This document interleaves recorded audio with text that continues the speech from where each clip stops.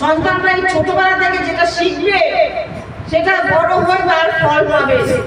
দেখবেন একটা গাছকে যত সুন্দর করে আপনারা চারপাশে ঘেরা দিয়ে বা জল দেবেন, আলো বাতাস পাবে, তখন সেটা বড় হয়ে সুন্দর ফল দেয়। আর যে গাছ যখন জল দেওয়া হয় না, আলো পায় না, তখন সেখানে গাছ মরে যায়, ফলও হয় না।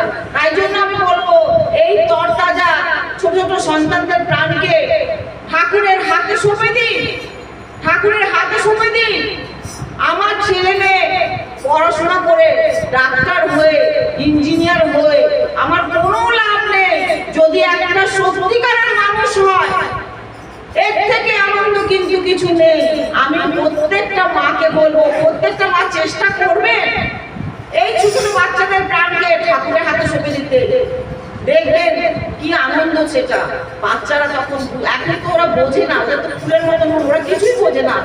ওদেরকে আমরা যেভাবে তৈরি করব, তাই ঠাকুর বলেছেন, আদৌ কথা সহজ হতে করে করিয়ে যা শেখাবি সেটি হবে মোক্ষম ছেলে হিসেবে চল, নয় প্রস্তাবি। 5 থেকে 10 বছরের মধ্যে যা করে দেবেন ছেলে শিশুকে, সেই শিশুই হবে একটা আদর্শ ছেলে।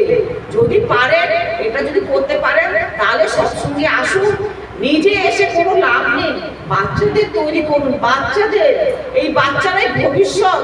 আজকে বাচ্চারা পরিবেশ পাচ্ছে না, সমাজ নষ্ট হয়ে গেছে, দেশ নষ্ট হয়ে গেছে, কি করে বাঁচাবে? ঠাকুরের সৎসঙ্গ, একমাত্র এই সৎসঙ্গ রেখে গেছেন ঠাকুর। এই সৎসঙ্গই বাঁচা বাড়ার পথ। যদি পারেন, দেখবেন একদিন সুন্দর একটা জীবন পাবেন, বাচ্চাদের আনন্দ সীমা থাকবে না।